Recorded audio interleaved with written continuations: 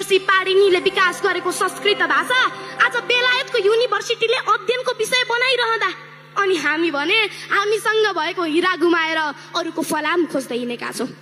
आज विश्वमै सबैभन्दा महत्त्वपूर्ण मानिने वैज्ञानिक र आधुनिक विज्ञानको क्षेत्रमा समेत गहिरो प्रभाव पुर्याउन सफल ती वैज्ञानिकले पनि सनातन संस्कृतिलाई विज्ञानको मुख्य जड मानिरहँदा आज हामीले भने त्यही संस्कृतिमा भएको झिनो त्रुटिलाई लिएर विचलित बनाइरहेका छौं।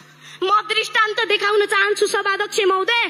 क्वान्टम फिजिक्सका पिता तथा नोबेल पुरस्कारका विजेता वर्नर हाइजेनबर्ग भन्नुहुन्छ, after the conversation about the Hindu philosophies, some ideas about the quantum physics have been so much crazy and it made much more sense.